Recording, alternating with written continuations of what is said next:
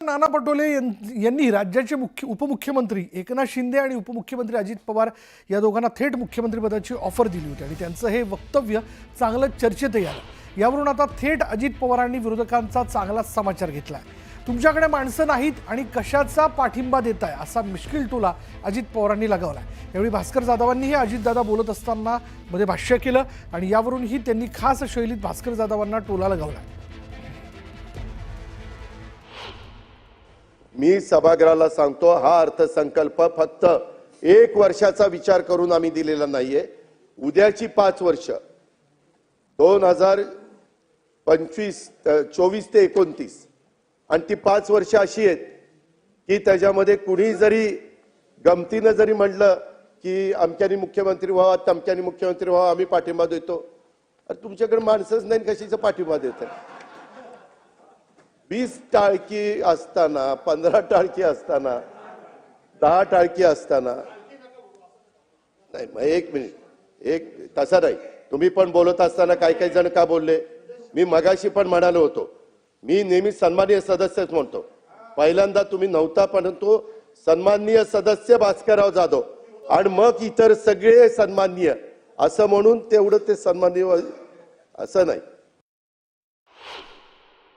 5 वर्ष ह्या सरकारला ब्रह्मदेव आला तरी कोणी धक्का लावू शकत नाही। मी अध्यक्ष महोदय हे सगळे बोलत असताना मी कधी त्यांना डिस्टर्ब केलं नाही। गप खाली मान घालून ऐकत होतो। ते मला इकडून मारत होते, तिकडून मारत होते, मी आपलं करतो। अध्यक्ष महोदय गरीब विचारच आहे ना, म्हणून तर इथं बसलोय।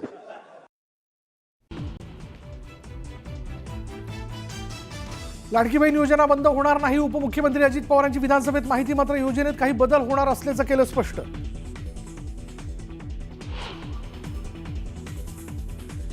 औरंगजेबाची कबर हटवण्यासाठी राज्यव्यापी आंदोलन। संभाजीनगरमध्ये विश्व हिंदू परिषदेसह बजरंग दल आक्रमक, तर कोल्हापुरात आंदोलकांना पोलिसांनी घेतलं ताब्यात। देशात औरंगजेबाच्या कबरीचं महिमा मंडन होणार नाही, फक्त शिवरायांच्या मंदिराचंच महिमा मंडन होणार। भिवंडीत मुख्यमंत्री देवेंद्र फडणवीसांचं मोठं वक्तव्य। 100 दिवसात एकाची विकेट, आता 6 महिने थांबा, आणखी एक विकेट पडणार। सुप्रिया सुळेंच्या दाव्यानंतर सुळेंचा रोख नेमका कुणाकडे? चर्चांना उधाण। 7 ते 8 मंत्र्यांनी राज्याचं वातावरण खराब केलं, त्या मंत्र्यांचं बळी जाणार, खासदार संजय राऊत यांचा दावा।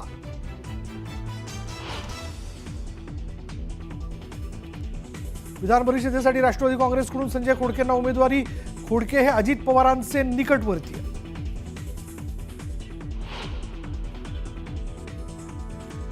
प्रशांत कोरटकरांच्या अटकपूर्व जामीन अर्जावर सुनावणी सुरू। कोल्हापूर जिल्हा न्यायालयात सुनावणी। वादग्रस्त वक्तव्यानंतर कोरटकर अडचणीत।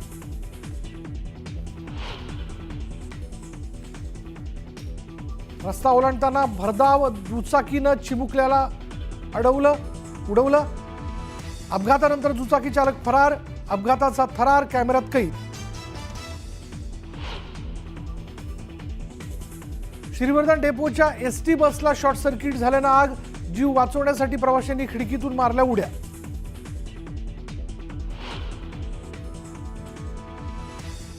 गुहागर नगरपंचायतीच्या हद्दीत पर्यटक आणि वाहनांना प्रवेश कर लागणार। नगरपंचायतीनं मागवल्या हरकती, पर्यटकांमध्ये नाराजीचा सूर। गुहागर नगरपंचायतीच्या हद्दीत प्रवेश करणाऱ्या पर्यटक आणि वाहनांवर आता प्रवेश कर।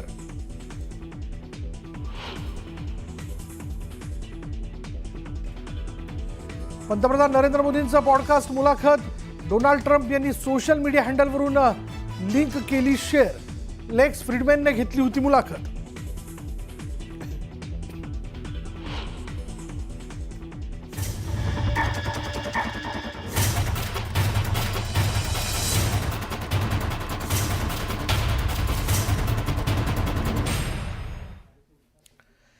चला महत्त्वाच्या बातमीने आपण सुरुवात करूयात। प्रशांत कोरटकरच्या जामीन अर्जावर कोल्हापूर जिल्हा सत्र न्यायालयामध्ये सुनावणी सुरू आहे।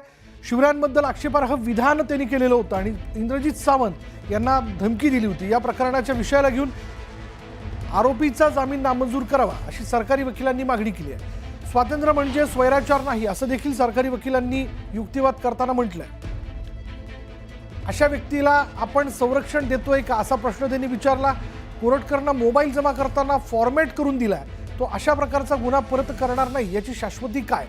त्याने अभिव्यक्ती स्वातंत्र्याचा गैरवापर केला असं देखील सरकारी वकील यांनी म्हटलेलं आहे आणि कोरटकरचा अंतरिम जामीन नामंजूर करावा अशी मागणी सरकारी वकिलांनी केली. आणि हे प्रकरण किती गंभीर आहे हे पोलिसांना ठरवू द्या.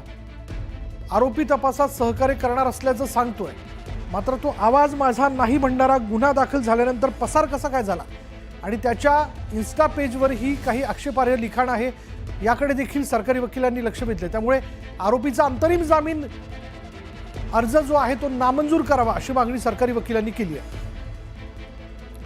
अधिक तपशील आपण जाणून घेणार आहोत. आमचे प्रतिनिधी ज्ञानेश्वर साळोखे आपल्याबरोबर आहेत. ज्ञानेश्वर, ज्या पद्धतीने सरकारी वकील कोरटकरच्या विषयाला घेऊन युक्तिवाद करतात त्यावरनं काय एकूण अंदाज येतोय, काय नेमक्या घडामोडी घडतात? विशाल, गेल्या पाऊण तासापासून दोन्ही बाजूंनी जोरदारपणे युक्तिवाद आहे ते सुरू होताना आपल्याला पाहायला मिळतात. प्रशांत कोरटकर याचा अटकपूर्व जामीन अर्ज फेटाळावा अशा पद्धतीची थेटपणे मागणी जाईल ती आता सरकारी वकिलांनी केलेली आहे. त्याचे संदर्भ देताना प्रशांत कोरटकर तपासाला सहकार्य करत नाही, तो गुन्हा दाखल झाल्यापासून फरार आहे, आवाजाचे सॅम्पल सुद्धा त्याचे घ्यायचे आहेत, मोबाईल चा डाटा जो आहे तो फॉर्मॅट झालेला आहे, त्याचा तपास करायचा आहे आणि ते फरार होताना नेमकी गाडी कुठली वापरली होती त्याचा सुद्धा तपास करायचा आहे. त्या अनुषंगाने कोरटकर पोलिसांना हवा आहे, त्यामुळे अटकपूर्व जामीन फेटाळावा. अभिव्यक्ती स्वातंत्र्याच्या नावाखाली जो गुन्हा केलेला आहे तो पुन्हा एकदा करणारच नाही कशावरून, आणि त्या अनुषंगाने तपासाचं गांभीर्य आहे ते पोलिसांना ठरवू द्या अशा पद्धतीचं युक्तिवाद आहे सरकारी वकिलांनी केलेलं आहे. मात्र दुसऱ्या बाजूला जे कोरटकर यांचे वकील आहेत त्यांनी सुद्धा या संदर्भात युक्तिवाद करताना कोरटकर कोणत्याही पद्धतीनं पळून जात नाही किंवा तपासापासून दूर जात नाही, तपासाला पूर्णपणे सहकार्य करत असल्याचं आणि ज्यावेळी पोलीस तपासासाठी मागतील त्यावेळी हजर राहणार असल्याचा युक्तिवाद आहे तो केलेला आहे. एकूणच असीम सरोदे सुद्धा या प्रकरणात आता इंद्रजित सावंत यांची भूमिका मांडताना पाहायला मिळतात. ज्या पद्धतीनं इंद्रजित सावंत यांना धमकी आली, तो धमकीचा कॉल मध्यरात्री आला होता आणि तो नेमका कुणाच्या सांगण्यावरून केला होता आणि मध्यरात्रीच तो कॉल का आला होता. ब्राह्मण या मुद्द्यावरून आक्षेप आहे तो प्रामुख्याने प्रशांत कोरटकर यांना या संभाषणामध्ये दिसून येते आणि नेमका इंद्रजित सावंत यांनी ब्राह्मण या शब्दाचा वापर कुठे केला होता त्याचा व्हिडिओ आहे तो प्रशांत कोरटकरकडे उपलब्ध आहे का याचा सुद्धा तपास करावा लागणार आहे. त्या अनुषंगाने कोरटकर पोलिसांमध्ये हजर राहणं महत्वाचं आहे आणि त्या अनुषंगाने तपासकामी जो अटकपूर्व जामीन अर्ज आहे तो फेटाळावा अशा पद्धतीची मागणी आहे त्या असीम सरोदे कोर्टाकडे करताना पाहायला मिळतात.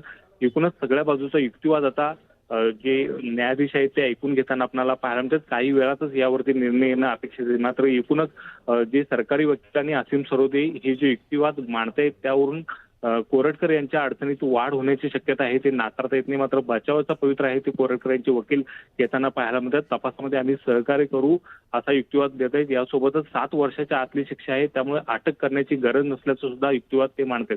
एकूणच हा सगळा युक्तिवाद ऐकल्यानंतर आता नेमकं कोर्ट काय निर्णय देतंय हे पाहणं महत्वाचं असणार आहे. धन्यवाद या सगळ्या माहितीबद्दल. बघूयात ज्ञानेश्वर, या सगळ्या विषयाला घेऊन आता कोर्ट पुढे काय निर्णय देत आहे आणि हे जाणून घेणं फार महत्त्वाचं ठरेल.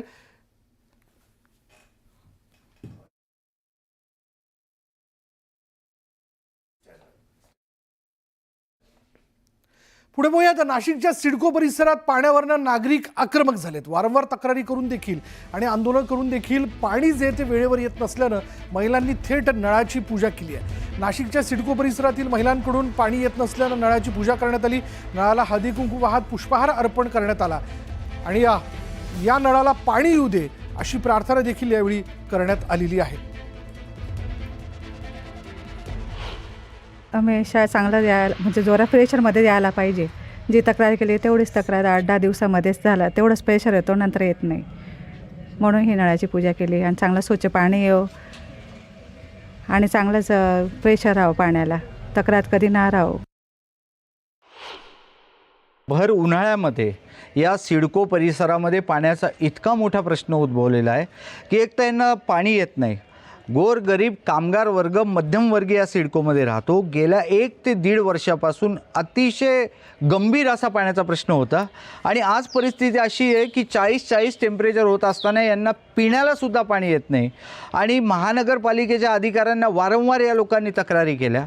आम्हाला पक्षाच्या माध्यमातून बोलवलं आणि आम्ही जेव्हा अधिकाऱ्यांना भेटलो तेव्हा अधिकाऱ्यांनी एवढं हास्यास्पद उत्तर दिलं की आम्हाला आंदोलनाची सवय झाली आहे.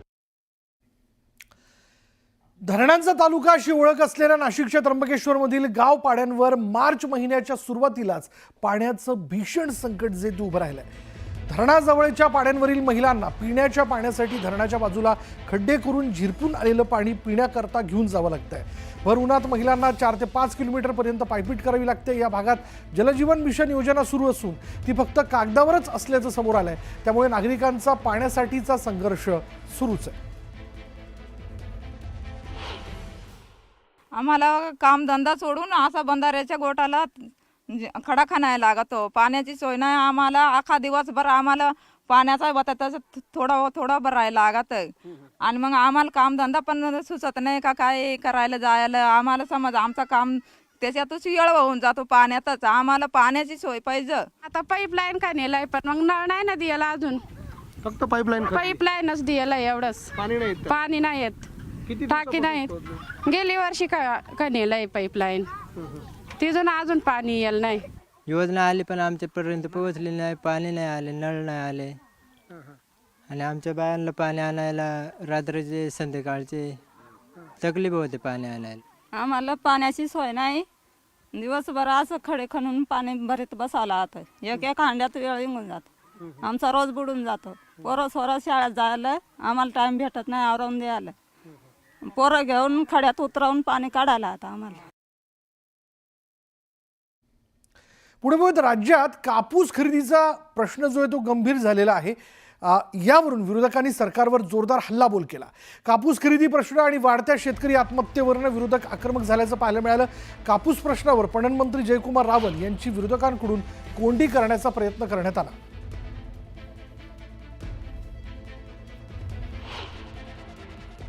पण आपल्या शेतकऱ्याला वाचवण्यासाठी जो जनक भाऊंनी इथं प्रश्न केला की त्याला भावांतर योजना, की आमच्या शेतकऱ्याला 10,000 रेट पाहिजे. आता मार्केट 6,500 आहे. तर मधला जो भाग आहे जो काय 3,500-4 हजाराचा तो राज्य सरकारने जे इलेक्शनच्या काळामध्ये तुम्ही शब्द दिला होता तो तुम्ही त्या ठिकाणी देणार का? आणि त्याच्याच बरोबर हे जे काही आता सेंटर्स आहेत आपल्या कॉटन असोसिएशनचे जे आता बंद झालेले आहेत ते लवकरात लवकर त्या ठिकाणी सुरू करावे. यावर्षी आपण 124 केंद्र यावर्षी आपण सुरू केले आणि त्या माध्यमातून 16 मार्चला म्हणजे कालपर्यंत 142.69 लक्ष क्विंटल ही खरेदी केली. साधारणतः 10,000 कोटी रुपयाची खरेदी ही महाराष्ट्रामध्ये झाली आणि म्हणून ती खरेदी सातत्याने चालू आहे. भावांतराच्या संदर्भात प्रश्न विचारला त्याचा उल्लेख पण मंत्री महोदय करायला तयार नाही. जी गॅप आहे त्या संदर्भातला प्रश्न सदस्य विचारतायत. किमान त्याचा उल्लेख करा. काय आपण देणार नाही देणार अडचणी आहेत सांगा तरी, पण त्याचा उल्लेखच करायचा आणि टाळायचा. आज शेतकऱ्याला 6,200 6,300 रुपयांनी खरेदी आहे. काय होत आहे? हमी भाव कुठे गेला मग खड्ड्यात? आणि तुम्हीच सांगितलं की हमी भावातली गॅप आम्ही भरून देऊ. मग ते भरून का देत नाही? अध्यक्ष महोदय त्या प्रश्नामध्ये भावांतराचा उल्लेख नव्हता. ज्या प्रश्नामध्ये जी मागणी केली आहे त्या संदर्भात उत्तर देत होतो. अध्यक्ष महोदय MSPचा लांब धागाचा भाव हा 7,521 हा दिलेला आहे आणि बाजारमध्ये जो लांब धागा येईल किंवा मध्यम धागासाठी 7,121 चा दिलेला आहे आणि म्हणून 6,000 रुपये मार्केट हे चुकीचं आहे. अध्यक्ष महोदय जितका कापूस येणार तो कापूस खरेदी करण्यासाठी CCI कटिबद्ध आहे. आम्ही जो प्रश्न विचारला त्या प्रश्नाचं पुन्हा उपप्रश्न सत्ता पक्षाचेच आमदार त्या पद्धतीचे प्रश्न विचारतात आहेत. कापूस खरेदीमध्ये जे काही अडचण आहे ती अडचण ते पण मांडतात आहे. तुमचं उत्तर सरकारी आहे, वस्तुस्थितीला नाही.